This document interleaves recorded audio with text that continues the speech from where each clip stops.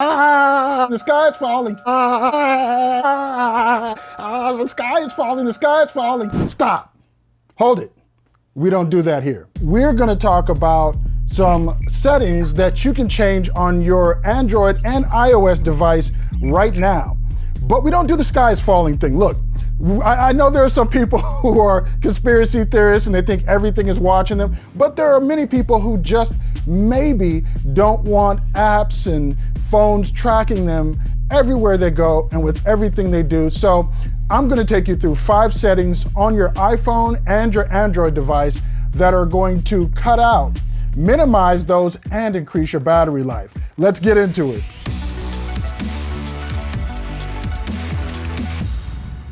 Hey, if any of these videos here helped you, if this video helps you, go ahead and hit us with that thumbs up, click that subscribe button, and click that notification bell so you'll be notified when we do our weekly giveaways where we're giving away some awesome gadgets, some awesome home tech, mobile devices, and so that you'll be notified when we drop the latest videos. So I'm going to begin with your Android device, but of course we have chapter markers down in the description so that you can skip ahead to whichever device you have and go through those 5 things you should do right now to increase your battery life and minimize what tracks you on your phone. So let's get right into it. Starting with Android, I'm gonna move this to the center of the screen here so you can see it well. Now, in order to do some of the things we're going to do here with our Android device, you're going to need to enable developer options. Don't worry, that doesn't void your warranty. It's not going to mess up your phone. We're only going to tackle a couple things, so we're not going to touch everything else, so you're going to be safe.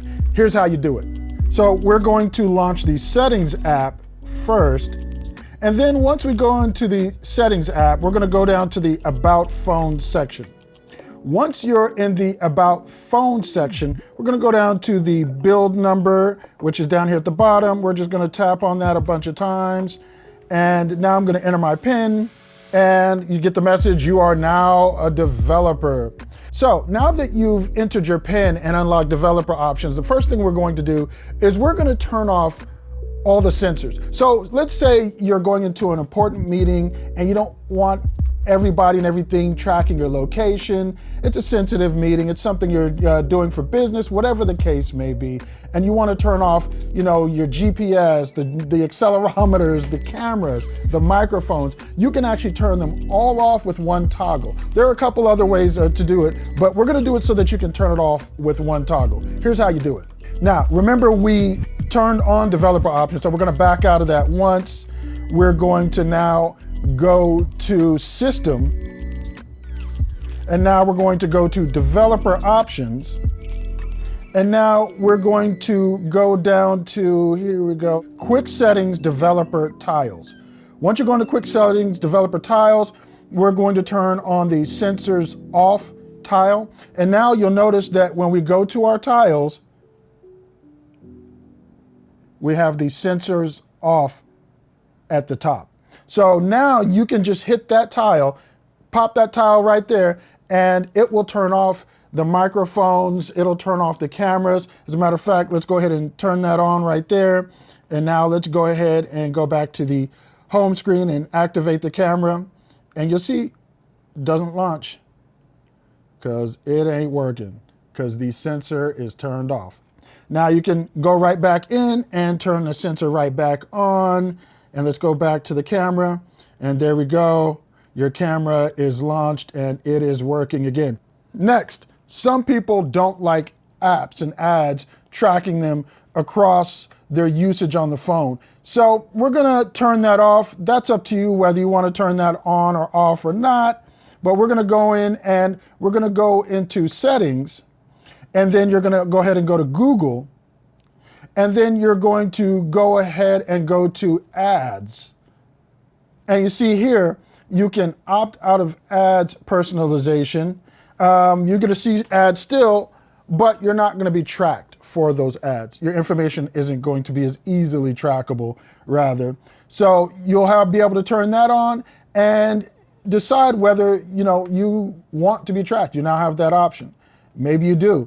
You can also come out here and go to Usage and Diagnostics. And when you go to Usage and Diagnostics, you're going to want to turn that off as well if you don't want to be tracked across your device apps and which apps you're using, and have ads served to you based on your usage on the device. And again, some people may like the ads they get and be okay with it, and that's fine. But if you're someone who doesn't, those are two places you can go to turn that stuff off. Next up, your location history, your phone tracking you based on where you go. I'm going to back out a couple times out of where we just were, and then I'm going to go to location. Then I'm going to scroll down to location services. And then I'm going to go to Google location history. And you see it's opening another page and taking me to another page. So then I'm going to go to, I already have the right Google account selected up here.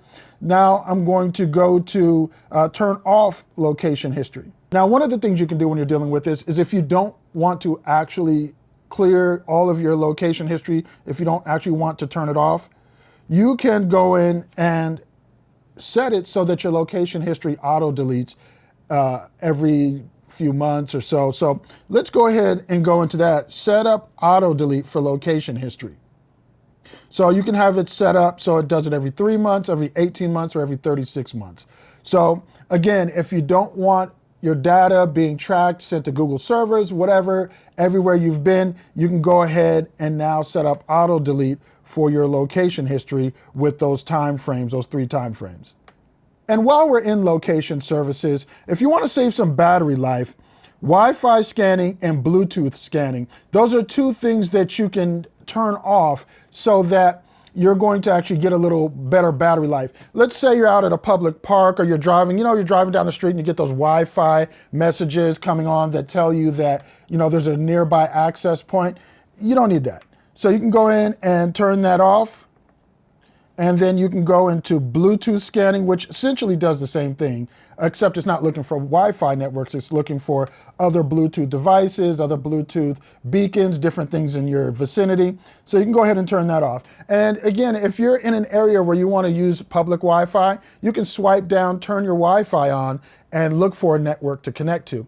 Having your phone constantly scanning for Wi-Fi is unnecessary. And let's bring in the trusty Samsung device, because if you're going to turn off Wi-Fi scanning on a Samsung device, that's going to look a little different. Let's jump into that.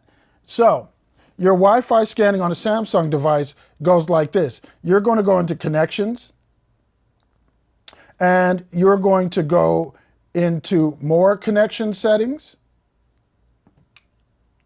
and you're going to turn off nearby device scanning. And now you've essentially done the same thing with your Samsung-based device. Also, when you turn on developer settings on a Samsung device, you're going to have to go to the bottom of the phone here, as you can see, to go into those developer options and to then turn on that quick setting developer tile that allows you to turn your sensors off. So that's what that looks like on a Samsung device. And now that we've covered Android devices, by the way, this phone over here was running Android 12. That's why it looked different. But now that we're done covering those Android devices, let's get on to iOS. So let's go ahead and get that in there and line that up there. And let's talk those important settings on your Apple, your iOS device. Do you get annoyed by those pop-ups, like a pop-up that comes up asking you to rate an app, or a pop-up that comes up anytime you install a new app asking you if you want to allow it to track you? So we're going to turn all those pop-ups off because they're unnecessary and annoying, and you can just set it and forget it so that it doesn't ask you every time if you want to be tracked, but it knows you don't. So here's what we're going to do. You're going to go into settings, and then you're going to go down to the App Store, and then you're going to turn off right here in-app ratings and reviews. So that's that one that pops up even after you've purchased an app. I've noticed after they've done updates, you'll get the app pop up asking you if you want to rate the app. Look, if I've already rated your app once, I don't want to re-rate it again. And also, if I actually feel it's good enough to rate or bad enough to rate, I'll go in and do that myself without having a pop-up message. And I get it. I understand why you put those pop-up messages. People forget, they don't do things. But now you have the option to turn that off. And the other one is, again, that tracking, that privacy. Do you want to track? So I'm backing out. I'm going to go to the privacy tab, and then I'm going to go into tracking. And from tracking, I'm going to say, no, I'm turning that off. Allow apps to request to track. I don't want them to request to track. I don't want them tracking at all. So that fixes that. And now while we're in the privacy settings, let me go ahead and back out one there. While we're in those privacy settings, we're going to take care of some serious stuff. Apps which are tracking your location. So let's jump right into that and let's turn those off. So we're going to go into location services, and then we're going to look at all these apps. Now, if you have a bunch of apps that are tracking or asking you when you want them to track, all kinds of things, they could be either running your battery down, or again, if you just don't want to be tracked, here's how you can handle that. So you see, I have all these set to while using. Some of them don't need to be on while even using. Some of them you can go in and go through this whole list. I have quite a few apps and tell them, don't ask ever. So let's say right here, Boomerang, you can go in and tell it never. Never ask me. I don't need it to track. There's no reason why that needs to track me in the background. So you can turn that off.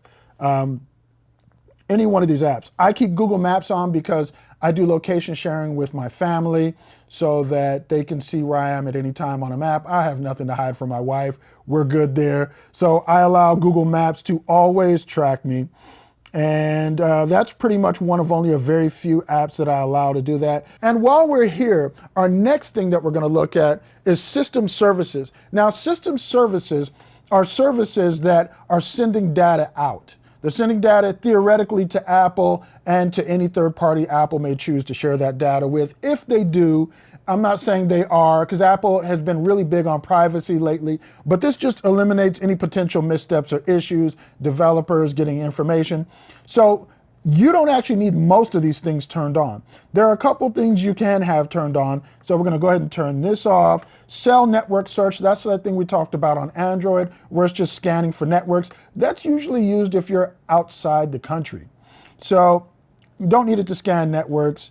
Compass calibration, your compass will actually work fine without compass calibration turned on. But we are going to leave on emergency calls and SOS. We are going to leave on Find My iPhone. I'm going to leave on HomeKit because I have some geo-fenced lights and different things that are going to use my location to turn them on, etc.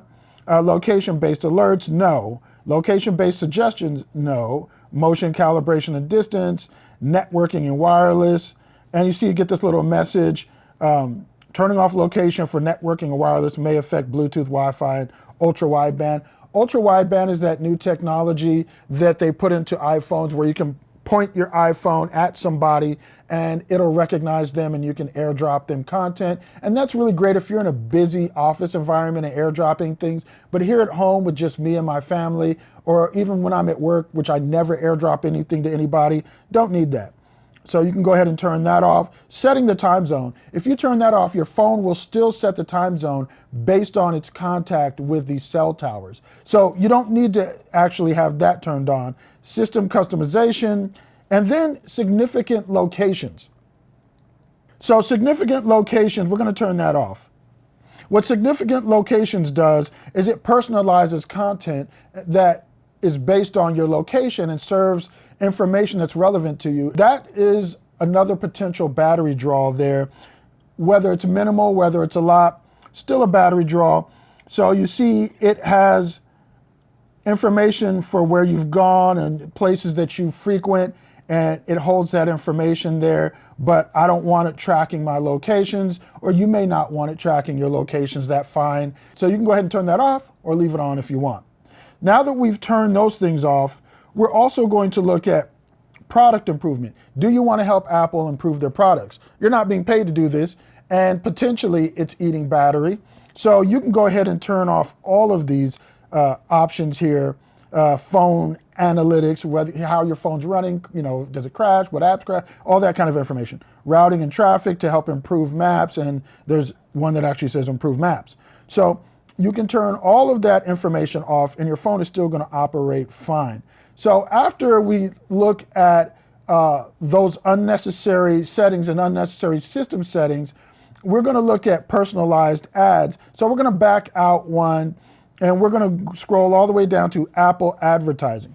Now you're going to go into Apple advertising, and you see you can turn on or off there how it's personalizing. It's using app data, which apps you're using, which articles maybe you're reading in news. It's going to use the different things to serve personalized ads to you. Now you may want that, so you can leave that on, turn that on. But if you don't want that, you can go ahead and turn that option off. Now after that, background app refresh. Do you go in and check which apps are refreshing in the background? Maybe you turned on some apps that you no longer want to have on in the background. So let's go ahead and turn those background app refresh off. So for background app refresh, we're going to go into general, and then we're going to go into background app refresh.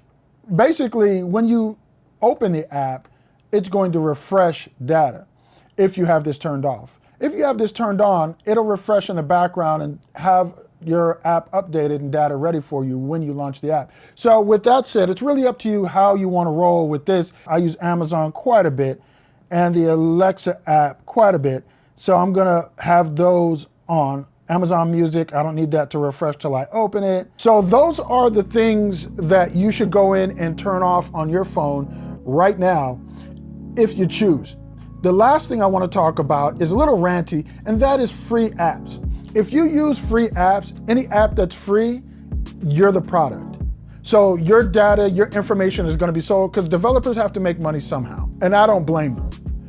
But if you pay for an app, they have frequently specific policies about selling your data, selling your information if you're paying for that app. Read the fine print, but typically that's the case. So, and when you get an app that's well done, that's well developed, that's well produced, pay for it.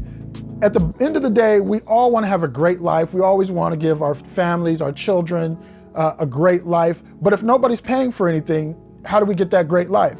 So if you find a great app, one that works really well and works for your purposes, go ahead and hit that developer with that payment. Or if it doesn't work for you, find one that works better for you financially and hit that payment. And if you can't afford it right now, it isn't the end of the world. It's not like the FBI and CIA is going to haul you into court tomorrow because, your app data was being sent and something you did was, not cool. And if you're doing anything that does get the FBI and CIA to grab you, then you may have deserved it at that level. Okay? Let's just be real. Hey, I'm Tshaka Armstrong for reviews.org. We don't take it lightly that you spent your time watching with us. I'll catch you on the next video.